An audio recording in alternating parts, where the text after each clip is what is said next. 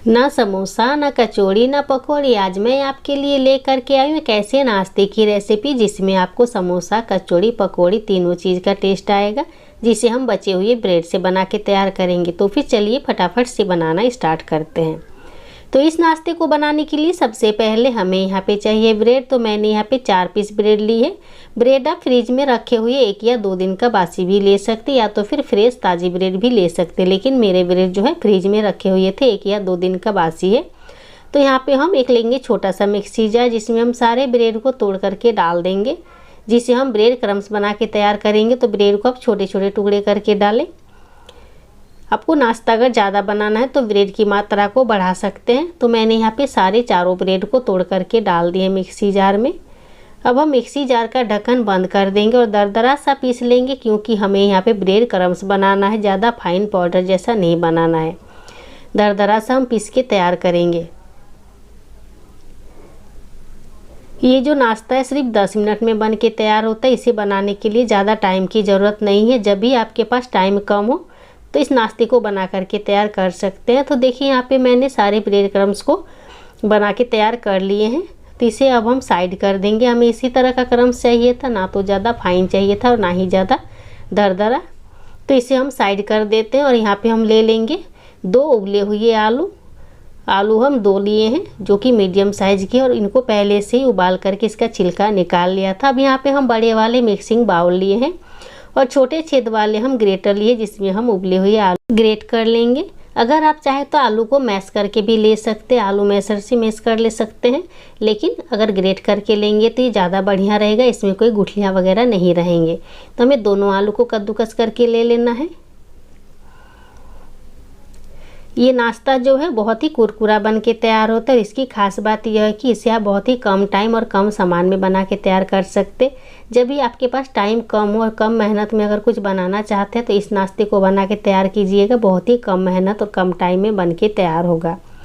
तो मैंने यहाँ पे दोनों आलू को कद्दूकस करके ले लिया। अब हम यहाँ पे ले रहे हैं एक बड़े साइज़ के गाजर को भी हमने पहले से छील करके अच्छे से धो के ग्रेट करके रखा था। अब बारीक कटा हुआ प्याज ले रहे हैं। तो हम यहाँ पे एक मीडियम साइज़ की प्याज लिए, जिनको मैंने बारीक सा काट लिया है। तीखे के लिए कटी हुई हरी मिर्च डाल रहे हैं। तीखा अगर आपको ज़्यादा पसंद है तो मिर्च की मात्रा को बढ़ा सकते हैं। अब यहाँ पे हम डाल देंगे थोड़ा सा बारीक कटा हुआ हरा धनिया।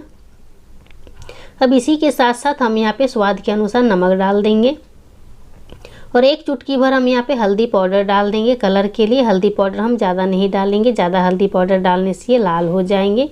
भुना हुआ जीरा पाउडर 1 चम्मच और आधा चम्मच हम यहाँ पे डाल देंगे चाट मसाला, जिससे नाश्ता जो है बहुत ही चटपटा बन के तैयार होगा। अगर आपके पास चाट मसाला नहीं है तो इसके बदले में आमचूर पाउडर भी डाल सकते हैं, और आमचूर पाउडर भी नहीं है तो नींबू का रस डाल दें। अब आधा चम्मच हम यहाँ पे लाल मिर्च का पाउडर डाल दिए और आधा छोटा चम्मच हम यहाँ पे डालेंगे कुटी हुई लाल मिर्च, जिससे नाश्ते का टेस्ट अच्छा आएगा। थोड़ा सा मंगरेला डाल दिए। अब आधा चम्मच हम डाल देंगे यहाँ पे सफ़ेद तिल, जिससे नाश्ता देखने में भी बढ़िया लगेगा और इसका टेस्ट भी अच्छा आता है। तो यहाँ पे अब हम क्या करेंगे कि हमने जो ब्रेड क्रम्स बना करके रखे थे सारे यहाँ पे डाल देंगे। अगर आप चाहे तो इसमें 1 या 2 चम्मच बेसन भी डाल सकते, जिससे बाइंडिंग अच्छी आएगी, लेकिन बेसन नहीं डालने से भी ये बहुत ही अच्छे से बन के तैयार होगा। तो इन सारी चीज़ों को हमें अच्छे से मिक्स करना है।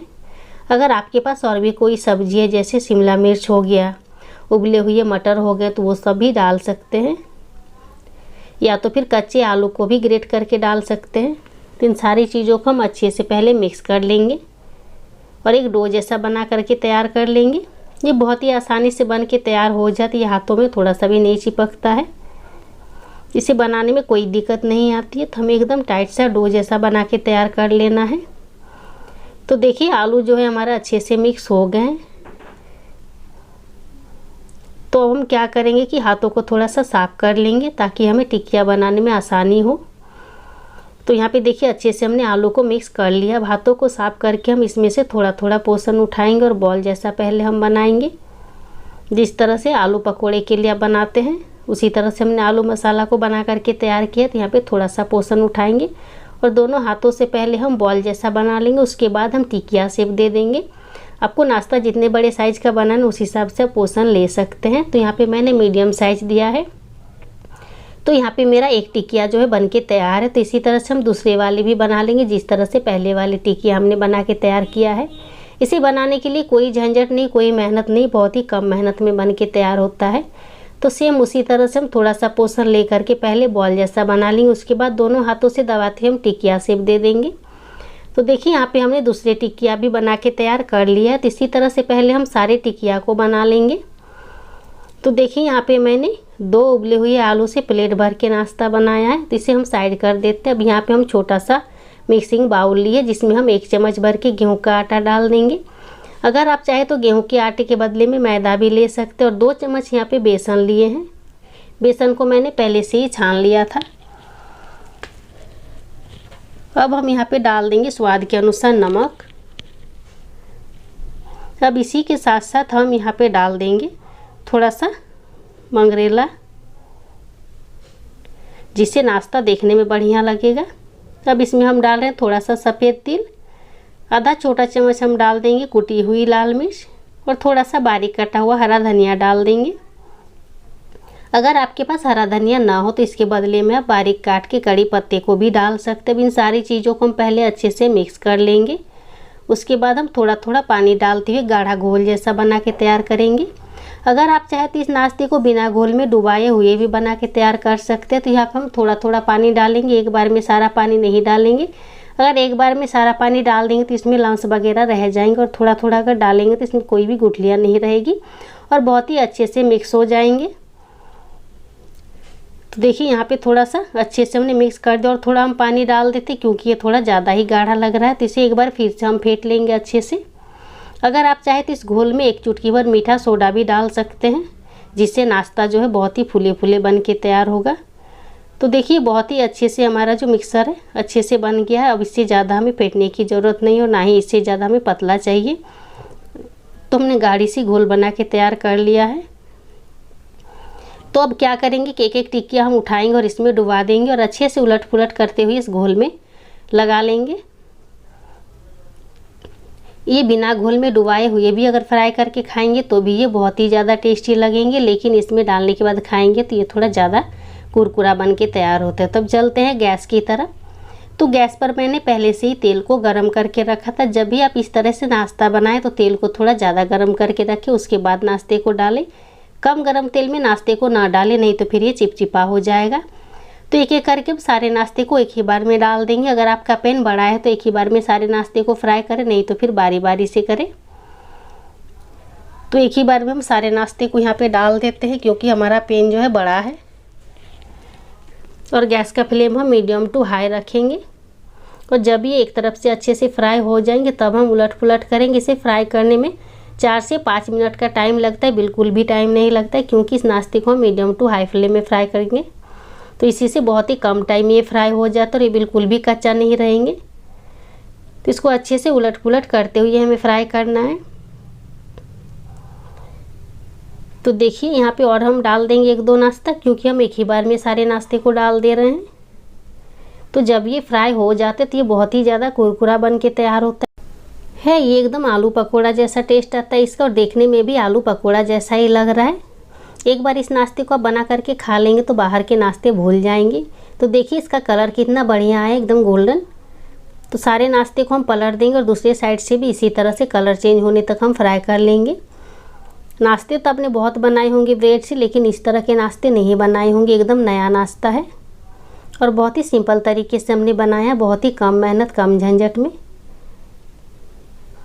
तो देखिए सारे नाश्ते को हम पलट दे रहे हैं और जब ये एक साइड से फिर से अच्छे से फ्राई हो जाएंगे तो ये हम निकालेंगे। तो ये जो नाश्ता है बाहर से कुरकुरा और अंदर से एकदम मुंह में घुल जाने वाला बन के तैयार होता है, बहुत ही नरम और मुलायम। तो इसको भी हम पलट देते हैं और थोड़ा सा उलट पुलट करते और थोड़ा सा फ्राई कर लेंगे ताकि ये कच्चा ना रहे। इस नाश्ते को सभी बहुत पसंद करेंगे, घर में छोटे से लेके बड़े तक। इसे आप सुबह नाश्ते में बनाइए या तो फिर शाम को चाय के साथ बना के खा सकते हैं। बहुत ही कम समय में बना के आप तैयार कर सकते हैं। एक तरफ चाय बनाएंगे और एक तरफ इस नाश्ते को बनाएंगे तो सब चाय से पहले आपका नाश्ता बन के तैयार हो जाएगा। इतना जल्दी बन के तैयार होता है, इतना सिंपल सा नाश्ता है। तो देखिए इससे ज़्यादा हमें नाश्ते को फ्राई करने की ज़रूरत नहीं है। तब हम सारे नाश्ते को एक प्लेट में निकाल लेंगे। अगर इससे ज़्यादा हम फ्राई करेंगे तो फिर ये नाश्ते जो है जल जाएंगे, इसका टेस्ट जो है ख़राब हो जाएगा। तो हम एक एक करके सारे नाश्ते को निकाल लेते हैं। और अगर आपको ज़्यादा नाश्ता बनाना है तो इसी तरह से बारी बारी से सारे नाश्ते को फ्राई कर ले। और आपको ज़्यादा अगर बनाना है तो आलू की मात्रा को बढ़ा सकते हैं। तो यहाँ पे देखिए सर्विंग प्लेट में हम सर्व कर लेते हैं। इस नाश्ते का हरी चटनी के साथ खा सकते हैं, या तो फिर टमेटो केचप के साथ खा सकते हैं, या फिर चाय के साथ भी खा सकते हैं। बहुत ही ज़्यादा टेस्टी लगेंगे। आपको जो मन है, जैसे पसंद है, उस तरह से आप खा सकते हैं नाश्ते को। तो यहाँ पे हम सारे नाश्ते को सर्व कर लेते हैं। जब भी आप इस नाश्ते को बनाएंगे तो ज़्यादा करके बनाएंगे, नहीं तो फिर ख़त्म होने में टाइम नहीं लगेगा। इतना मज़ेदार बन के तैयार होता है, चटपटा बन के तैयार होता है। तो इस मज़ेदार और चटपटा कुरकुरा नाश्ता को एक बार आप ज़रूर बनाइए। और वीडियो कहीं पे भी थोड़ा सा भी अगर पसंद आया हो तो लाइक शेयर कीजिएगा। चैनल पर अगर नए हैं तो सब्सक्राइब करना बिल्कुल भी नहीं भूलिएगा। और अगर इसी तरह की और भी नई नई रेसिपी पाना चाहते हैं तो बेल आइकन को ज़रूर दबाएं, ताकि मेरी आने वाली हर नई वीडियो की नोटिफिकेशन सबसे पहले आपको मिले। तो फिर मिलते हैं और एक नए वीडियो के साथ।